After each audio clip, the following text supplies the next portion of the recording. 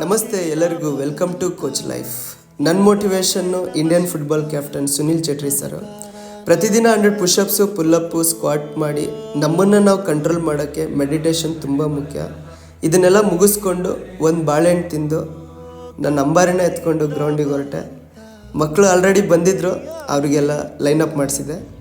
ನೀವು ವರ್ಕೌಟ್ ಮಾಡೋಕ್ಕೂ ಮುಂಚೆ ವಾರ್ಮಪ್ ಎಕ್ಸಸೈಸ್ನ ಮಾಡಲೇಬೇಕು, ಇಲ್ಲಾಂದರೆ ನಿಮಗೆ 100% ಇಂಜುರಿ ಬಂದೇ ಬರುತ್ತೆ. ನೆಕ್ಸ್ಟ್ ವಿಡಿಯೋದಲ್ಲಿ ವಾರ್ಮಪ್ನ ಹೇಗೆ ಮಾಡಬೇಕಂತ ಹೇಳ್ಕೊಡ್ತೀನಿ.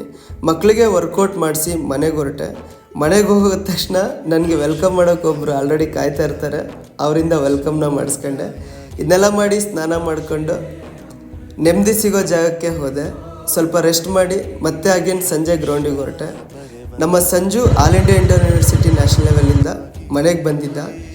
ಇವತ್ತು ಅವ್ನು ಗ್ರೌಂಡಿಗೆ ಬಂದ. ತುಂಬ ಖುಷಿ ಆಯಿತು. ಪೂರಿ ಜಗನ್ನಾಥ ದೇವಸ್ಥಾನದಿಂದ ನಮಗೆಲ್ಲ ಪ್ರಸಾದ ತಂದಿದ್ದ. ಇದನ್ನೆಲ್ಲ ಮಕ್ಕಳಿಗೆ ಕೊಟ್ಟೆ. ಮಕ್ಕಳಿಗೆ ಇವತ್ತು ಗೇಮ್ಸ್ ಇತ್ತು. ಇವತ್ತಿನ ಡೇ ಕಂಪ್ಲೀಟ್ ಆಯಿತು.